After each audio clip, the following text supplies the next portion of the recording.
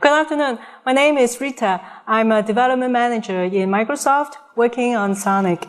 Today I'm going to talk about SONiC, obviously. I'll give you a full picture, what it is, how it originated from Microsoft, what challenges are being solved, and how it has been evolved. So why do we need SONiC?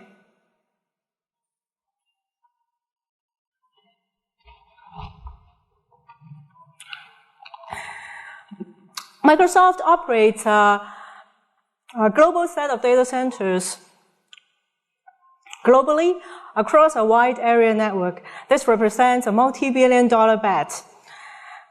That means that we are needing to deliver services with high availability and serviceability to our customers. The customers represent their trust on us who host their applications in a shared compute network, as well as internal customers such as Bing, Office 365. So having a network who is always up is something that we care a lot every minute, every day, and we see SONiC as a key part of this to accomplish this critical mission.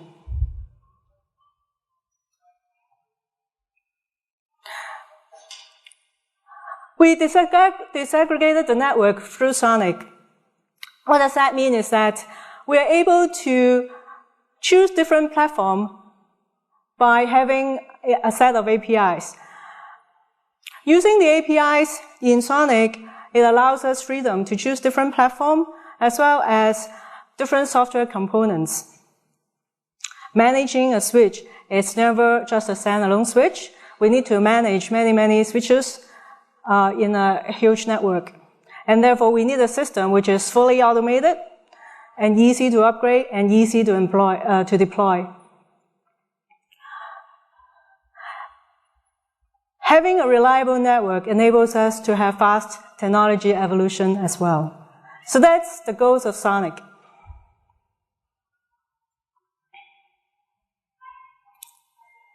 Let me give a quick overview of what SONiC is. There are four takeaways for you. First, SONiC is an open source network OS running on top of Linux, so that you could use the familiar OS and familiar CLIs on your hardware. Second, we have a switch abstraction interface called SIDE, which allows SONiC to be ASIC agnostic. So that's very important. Third, it has a network stack which are containerized. What that means is that the stacks are isolated, and it allows us to be able to customize and extend it to our scenarios. Fourth, there are rich toolings based on the open sources in the industry, and you could run different types of tools, for example, Ansible, Kubernetes on top of SONiC. So what is SIDE? So traditionally, in a traditional network OS with different types of ASICs, because they have different SDK, that means that you need to have different ways to talk to them. With SIDE, an abstraction interface, the control plane software could talk to all the different types of ASIC in the same way. So SIDE is basically a set of APIs which using the CRUD operations over extensible entity attribute value data model. Essentially, we define reference data plane behavior over different types of ASICs. So even though different ASICs might have slightly different personality, but we will unify them so that there is a well-determined behavior, which is the same packet processing pipeline. So what that means is that when a packet is entering this logical pipeline, we know exactly how it's being processed and how it's being forwarded out. This way, the network applications engineers can focus on their business needs without worrying what is different among different ASIC. Since the introduction of SIDE in 2015,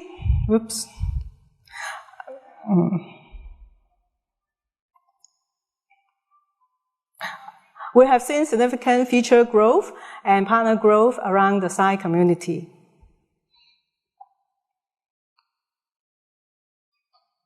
So I'll also give a quick overview of the SONiC software high-level architecture. So hardware switch, if we simplify it, has several main hardware components, namely, for example, the fan, power, LED, transceivers, and of course the switching ASIC.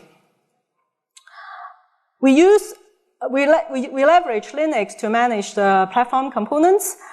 We work with the platform partners to integrate the platform drivers with SONiC. SONiC APIs are supported by ASIC vendors. The SONiC API internally would use the ASIC SDK to program the ASIC. SONiC runs on top of Linux, a lot of them in the Linux Unix user space. And here in the middle layer are the key infrastructure components for SONiC. There's a switch service state subsystem. Within it, there's an orchestration agent, OD agent. It interfaces with many network applications, BGP being part of it. And then it pushes the information southbound. The southbound interface is essentially an ASIC DB implemented as a form of Redis database. Then on the right side, there's a SYND subsystem, which will receive the information and then use SONiC APIs to program the switching ASIC.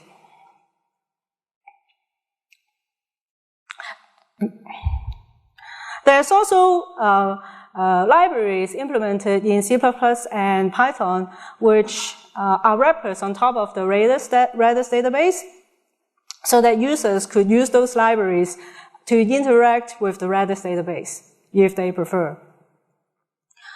So the subsystems in SONiC don't send messages to each other directly. The messaging system is built upon the PubSub model with the Redis database, and with this, we are able to reduce our amount of messages that are exchanged directly, that are otherwise exchanged directly between subsystems, and we could avoid race conditions that could easily happen in routers and switches. Another key foundation of SONiC that I must talk about is containers.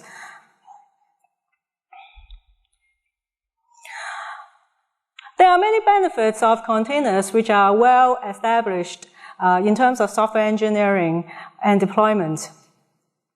It gives clear, clean isolation software boundary, software configuration settings, and packaging that are required are packaged in containers, and then it can give us, and then you could easily deploy it by orchestration systems. It's also transactional. If you are running one version of container, you have a set of desired state, and you can move it from this desired state to another set of desired state fairly easily through, again, the orchestration system. And it's universal. So we're really good at running software on servers. If we are able to use the same level of excellence and discipline on our switches, we'll be able to provide a very available network to our customers. And again, that is the job number one for a cloud data center. So if we put containerization into SONiC, what does that mean? We can upgrade the software. We can upgrade a feature by upgrading a container.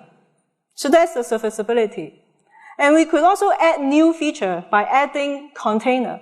So we can add one container into an existing set, or we could replace one container with another container fairly seamlessly.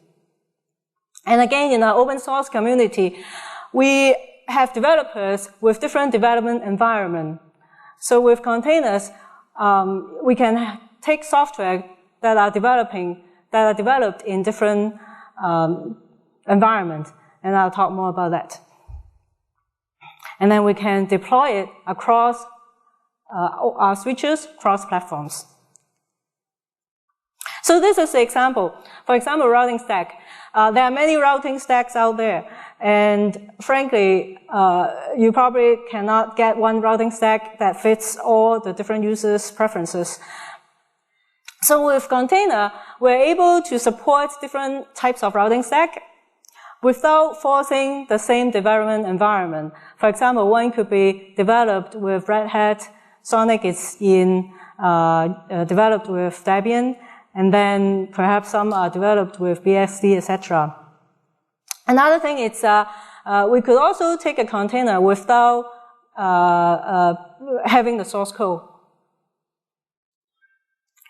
So with container, we can choose which container that fits our, which stack that fits our needs on an individual basis without forcing the commonality of development environment or even the base image. Another example is the monitoring system. Traditionally, you might have SNMP running in your network, right? So we have SNMP as a Docker in SONiC.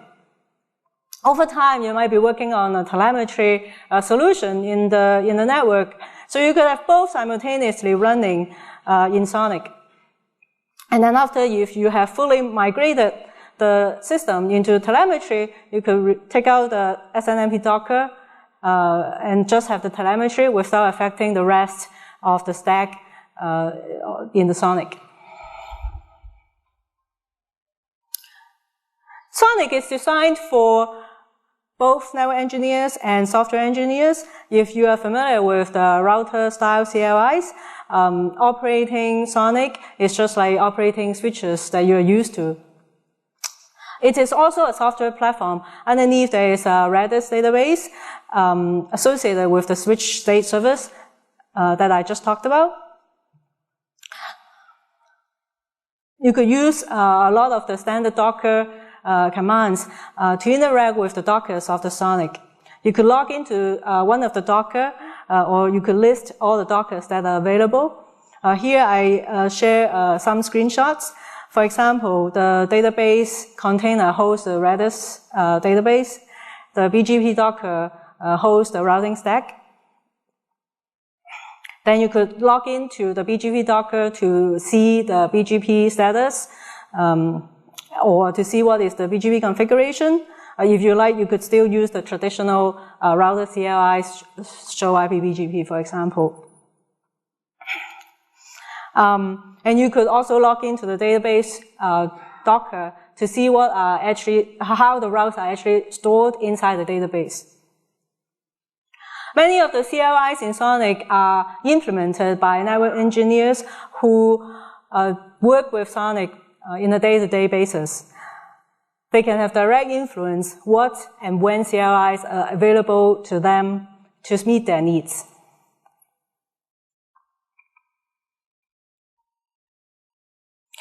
So if you are interested, here's a one-pager how to build a SONiC image. The preparation is that you need a server or a VM with at least 1 terabyte of hard disk running Ubuntu Linux 16.04 or beyond. And then you would want to install a Python installer and a Jinja template for the Python-related aspect. And then you can go to the SONiC GitHub to clone the SONiC Git repos. Then you would do some make commands to configure the ASIC platform. We organize the images based on ASIC render. Then after you start to do let's say make all, then each module will compile their source code and generate the Debian packages. And then we will further compile into Docker images and then bundle into a single image. You could go to our wiki to see more information. So having an image is just one, right? How do we upgrade? SONiC supports a Warmboots feature. What is Warmboots? Essentially, it is to be able to do a reboot or upgrade without downtime. The SLA, it's a data plane disruption, is less than a second, but actually many times we're able to achieve without any downtime for the data traffic. With Warm Reboot, we will reboot Linux OS and we'll reboot the SONiC stack. And the control plane will have a disruption of less than 90 seconds, meaning it will come back within 90 seconds. So then we avoid the lag goes down, and also BGP won't go down. And then, and also we will use the BGP graceful restart so that the routing topology will not be impacted, and the stack is able to learn the routes quickly when it comes back. So when the stack comes back, then we will compute the differences between the actual ASIC state and the desired state, and then through the reconciliation, then we can achieve no zero downtime or less than a second data plane downtime across image reboots. So that having a warm reboot capability is very helpful for and important for providing a high availability network to our customers. So able to image and able to upgrade an image is just one of the challenge, right? And I want to walk through a typical data center network topology. So Microsoft has been doing this for many, many years. Down at the bottom, we have a lot of servers, and then the servers are connected to what we call a T0 or rack level switches. The rack level switches are connected to tier 1 switches, or what we call leaf level switches. And then the leaf level switches will be connected to the tier 2 spine switches through redundant links. The tier 2 spine switches will have meshed redundant links connected to other data centers via the regional spine or tier 3 regional spine switches.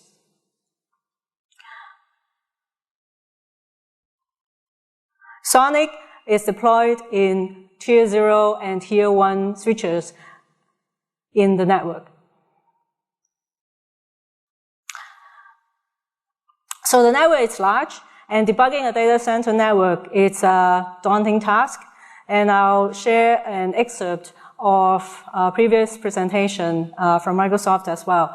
So data centers are large and complex.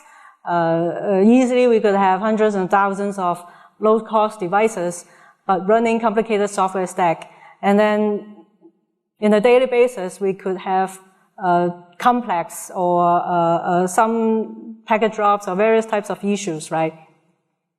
Like packet drop, latency, low throughput in different parts of the network. So existing tools are often insufficient. The common tools are checking counters, ping, traceroute, etc. And I'll walk through why.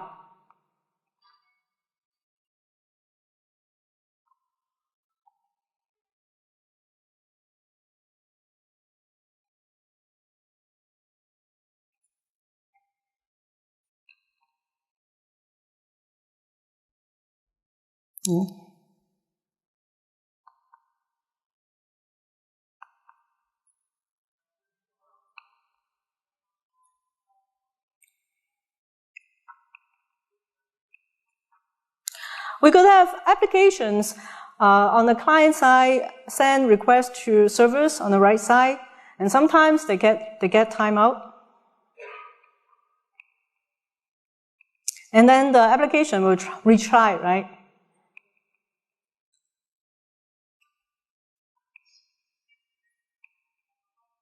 And then the retry may be successful. And then we'll wonder why. Then the operators will then try to troubleshoot what is the intermittent timeout happen. And then we check the switch counters. And very common, there are no significant drops. And then they might try using traceroute, and then even after hours, it's actually still not possible to pinpoint where exactly that transient situation happened. And also traceroute is not able to trace every single path and every single links. It cannot trace beyond links beyond the load balancer.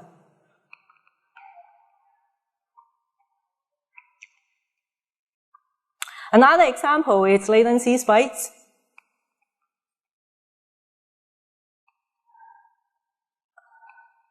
When there's a latency spike happened, then again, the network engineers or operators try to troubleshoot. The existing queue size watermarks of a switch are often too coarse-grained. It cannot correlate to specific affected flow. Again, the common tools like ping and traceroute cannot measure the per hop delay. So we have a solution called Everflow. Everflow was a joint effort from Microsoft and Princeton University and UC Santa Barbara. And it's also supported in SONiC. We program a set of match and mirror rules into the SONiC switches. The switches will sample traces of traffic into a set of collectors. Then the set of collectors will filter and aggregate those traces into a distributed storage. We built an Everflow controller with a number of applications.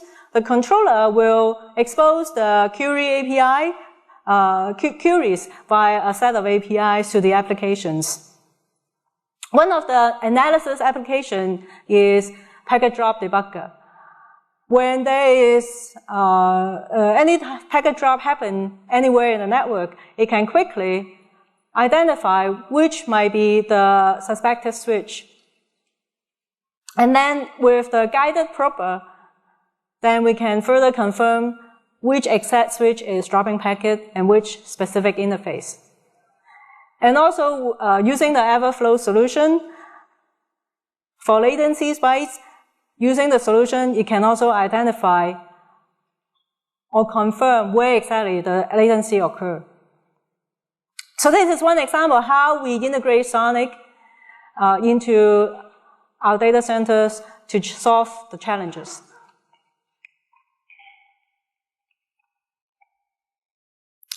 So over the years, we've added a number of features in the SONiC. The first year, 2016, when SONiC was first released, it supports basic layer 2-3 functionality with a solid Docker container architecture and a RAID database. In the second year, we added more advanced features such as RDMA support, IPv6, Docker management via Swarm. And then the third year, we added streaming telemetry, beef up the config database, and added the warm reboot feature, which I just talked about. There's also virtualization features. Last year, we spent a lot of efforts to add an advanced management framework with the contribution from the community. We improved the development and test experiences and continue to add more rich features such as NET. In terms of ASIC and platform, in the first year, SONiC is supported in 5 platforms with a few ASICs. After 4 years of contribution and efforts by the community members, now SONiC is supported in 92 platforms and most, as well as most advanced chipset.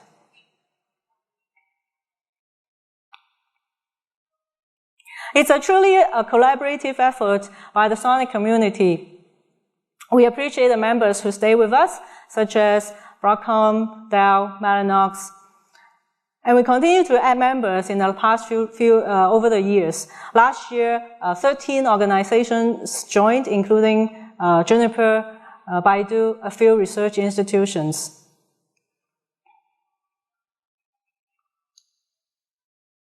SONiC is an open community, and we invite your participation. Go to our website. There are user manual, quick start guide, and then you can come to the community to participate in design reviews. Try out the software or hardware, and then you could test and deploy, and you might find bugs, and you could also report the issues. By working with the community and the partner ecosystem, we're looking to rationalize the networking today and into the future with SONiC. Thank you.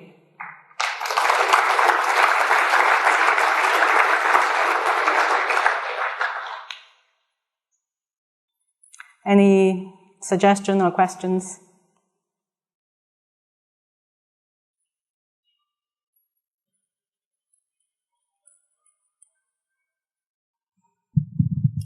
Thank you for the presentation. Question is, half of hardware vendors you presented support in-band telemetry in different forms. IFA on Broadcom, what just happened on Mellanox. How do you plan to integrate it and enable people to consume this information? In-band telemetry. I'm sorry, can you repeat the question? How do... In-band telemetry on hardware. How do we invent telemetry? Is that the question? No, hardware vendors that support SONiC have their own implementations of in-band telemetry. So IFA on Broadcom, what just happened on Mellanox, Int on PE on Barefoot. There is some code being pushed into SONiC as of today, actually, but has this functionality, but it's unclear how it's going to be exposed and how people can use it. Sure. So actually, in terms of telemetry, there is actually this design document for telemetry in SONiC, right? And then typically a feature is implemented has two parts. One is the SONiC application side, and then there is the SI part. So we would work with the vendors to support the SI APIs to expose the telemetry capability. Yeah. Does that address your question? It's a very generic answer. Yeah. So, I mean, telemetry has a lot, right? So, but for example, it's important to define the SI APIs for telemetry. What are the information that needs to be exposed or can be exposed? And then it depends on the ASIC capability as well. But then the SI API needs to be generic enough such that it can cover perhaps a unified or a union of all the capabilities. Yeah. Okay, thank you. Yeah.